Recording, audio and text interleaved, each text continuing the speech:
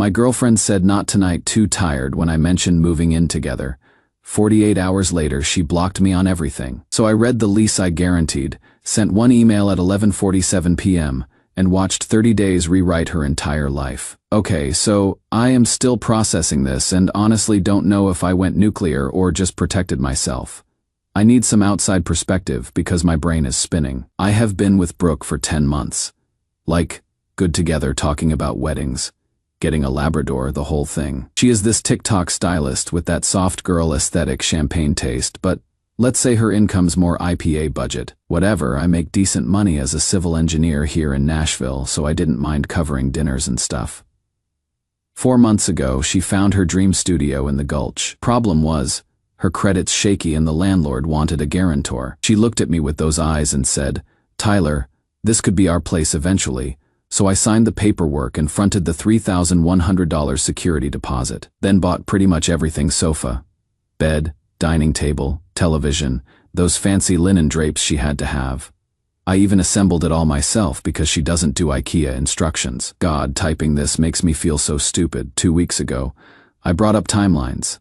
My lease ends in 4 months, and I figured we should start looking for a 2-bedroom that is actually ours. You know? Nothing heavy, just, hey, want to start browsing places for when we move in together? She went completely stiff. Tyler, not tonight. I am too tired for this conversation. I thought maybe she was stressed about work. But then, nothing. For 48 hours, radio silence. Then I realized she had blocked me on everything. Instagram, TikTok, texts bouncing back, calls going straight to voicemail. I panicked, drove to her place thinking something happened. Maybe she was hurt. My fob still worked, so I went up. Lights were on. That is when I saw them. Size 12 sneakers by the door. My door technically, since my name's on the guarantor paperwork. I bought that welcome mat. In the kitchen, this guy Chase. Some fitness coach from Franklin had his hand on her back while she made coffee.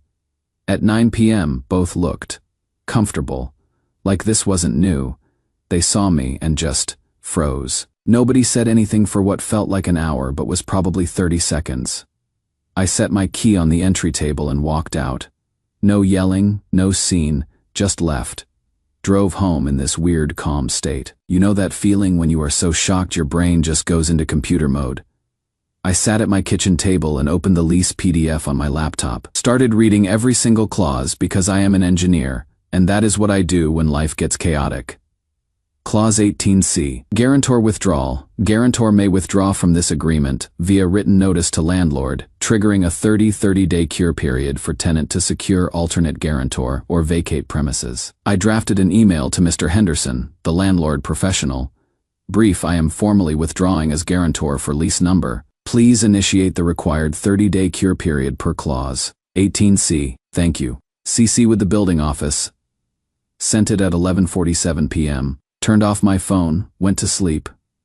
Reddit, did I go too far? I keep second-guessing myself, like, maybe there was an innocent explanation, but she blocked me before I saw Chase, so, I don't know. I need to get my stuff back. We are talking about $5,000 worth of furniture here. Should I just cut my losses? I am dreading whatever's coming when I turn my phone back on. What would you do? Edit. Phone's been off since last night. About to turn it on. Wish me luck. Edit 2. Jesus Christ.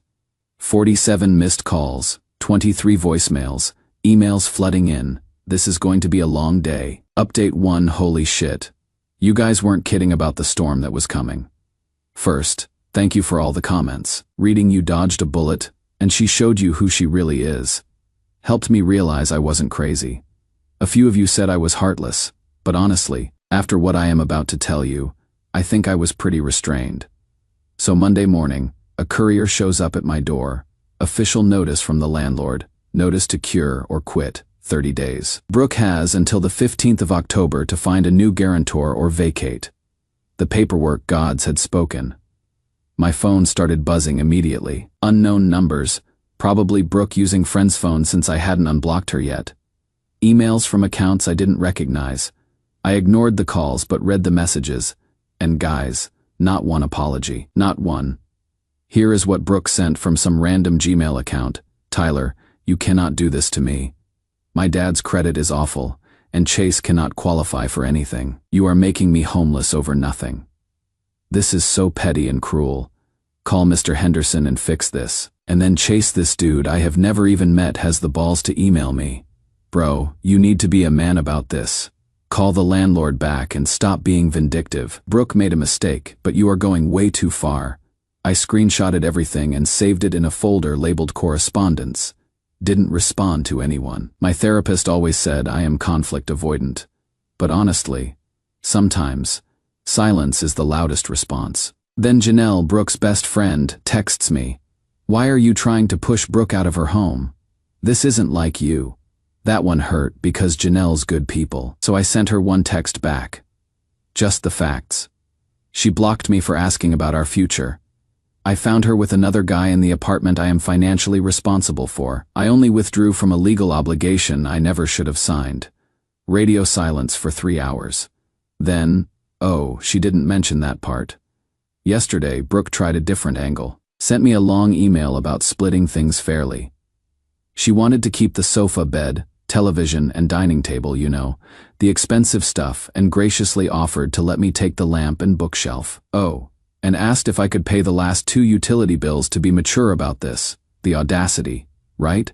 I spent 2 hours making a Google spreadsheet, 3 columns, item, purchase price, receipt link, everything linked to my Amazon orders, Best Buy account, West Elm purchase history, grand total, $4,847 worth of furniture, all purchased by me, all with my receipts. Sent it back with one line. Available for pickup Saturday, 10 a.m. 2 p.m. Please confirm access will not be obstructed or I will request a civil standby. But here is where it gets interesting. Denise, the building manager, called me Tuesday. Turns out she pulled the fob logs after Mr. Henderson asked her to document everything for legal purposes. Guess whose keycard was used to enter the building at 8:43 p.m. on the 20th of September? The same night Brooke blocked me. Chase's card. Except, he doesn't live there. The logs show he has been piggybacking the elevator at least 12 times in the past month. Building has a 14 nights per 30 days guest policy. Mrs. Whitaker from the HOA board is apparently already aware of the situation. I didn't ask for any of this information. Denise just offered it. Said she wanted to make sure I knew the full picture since I had been so professional about everything. I thanked her and filed that information away. Not planning to use it unless I have to, but it is there. Pickup is tomorrow. My buddy Nate, firefighter, built like a brick house, is coming with me and we are renting a U-Haul. I have a feeling this isn't going to be smooth, but legally, it is all mine. One more thing, several of you asked about the security deposit. I paid that $3,100 out of my checking account. Have the bank statement to prove it. Sent Mr. Henderson a certified letter yesterday, requesting that any deposit refund be mailed directly to me, with a copy of the accounting. I know some of you think I am being cold, but she blocked me before I ever found out about Chase. She made her choice before I made mine. We'll update after tomorrow. If you don't hear from me, tell my mom I died under an IKEA bookshelf edit. Nate just texted trucks reserved. Brother, let's get your stuff back. This is why I love firefighters. Update 2. Okay, Reddit. This got more intense than I expected, but in the weirdest, most satisfying way possible. Saturday morning, Nate shows up at 9:45 a.m. with a U-Haul, and this grin like he is about to enjoy himself. Ready to move some furniture? I love this guy. We get to Brooke's building and she is waiting in the lobby with Chase. She has stacked about 4 items by the mailboxes: the lamp, bookshelf, a random end table, and 1 throw pillow. That is it. There is everything that is actually yours, she says. Arms crossed. The rest we bought together. I just looked at her. Brooke, either we do this smoothly, or I call the non-emergency line and request a civil standby officer. Your choice. Nate steps forward, all 6'4" of him, and gives Chase this firefighter stare. Problem, gentlemen. They stepped aside. 2 hours later, we had loaded everything, and I mean everything. The West Elm sofa she loved so much. The king bed with the fancy frame. The 65 television. The dining table where we used to eat takeout and plan our future.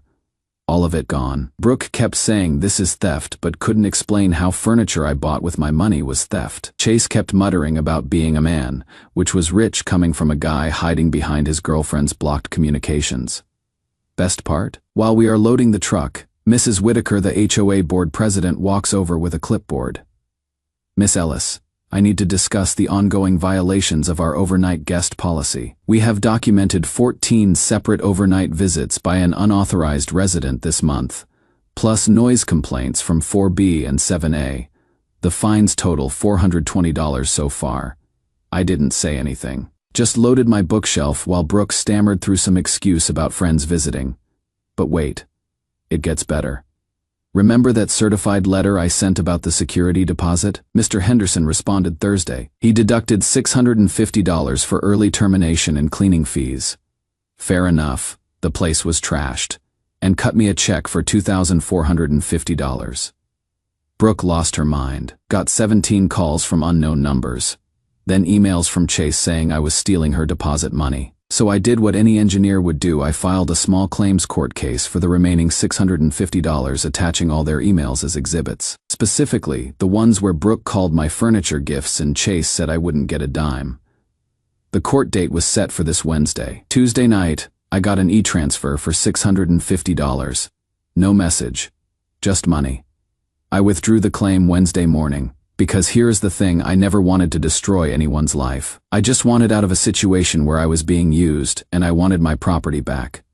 The legal system worked exactly like it was supposed to. 2 days ago, Denise texted me an update I didn't ask for. Brooke gave notice. She couldn't find another guarantor. Shocking, I know. And Chase's credit qualified him for exactly nothing. They are moving to his shared apartment in Antioch. Janelle apologized for initially taking sides without knowing the facts. Said Brooke's version of events was incomplete. The weirdest part, I am not angry anymore. That cold, calculating energy from 2 weeks ago is just gone. I have my stuff, my money, my dignity. Order is restored. Setting up my own place in East Nashville now. The furniture looks better in here anyway. Edit. Someone in the comments asked about the guest policy violations. I never reported Chase. Mrs. Whitaker figured that out on her own through building logs and neighbor complaints. Sometimes karma doesn't need help. Edit 2. To everyone asking about the blocking, she blocked me before I found Chase there. That is what made me realize this was premeditated. Not a moment of weakness. That is what flipped my switch from, let's work this out, to time for spreadsheets. Final update Reddit. This is probably my last update on this situation. Life's been peaceful. Actually, I am writing this from my East Nashville apartment while assembling a new bookshelf. Bought it myself, assembled it myself, like old times. The anger that carried me through September is completely gone. Just quiet satisfaction that I handled things the right way. Ran into Brooke at Kroger last week. Awkward for about 10 seconds. Then she actually apologized, said blocking me was wrong. And she knew it was wrong when she did it. She is couch surfing with friends now. Credits shot from the broken lease. Chase apparently wasn't as committed when it came time to actually help with consequences. I told her I hoped things worked out for her, and I meant it. No gloating, no satisfaction in her struggles. Just two people who took different paths and ended up exactly where those paths led. Some loose ends for those who have been following. Mr. Henderson sent me a thank you note for handling the situation professionally. Said most guarantor withdrawals turn into screaming matches and property damage. Made me feel good about staying calm. Denise updated the building's guest policy because of the Chase situation. Stricter enforcement, better documentation. She had me on the announcement. Probably just to close the loop. My therapist says I have grown. 6 months ago, I would have kept enabling the situation, probably signed another lease. Stood up for myself. Fear of conflict kept me in some bad patterns. But sometimes conflict is just necessary maintenance.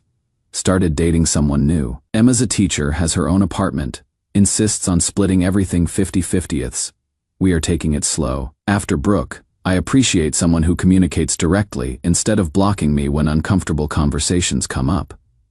The folder on my desktop labeled correspondence is archived now. Sometimes I see it when I am looking for work files, and remember that month when my world flipped upside down, but it doesn't hurt anymore. It is just data. I learned that love without respect isn't actually love. And commitments without paperwork are just wishes. Thanks for all the support. Reddit. This community helped me realize I wasn't crazy for protecting myself.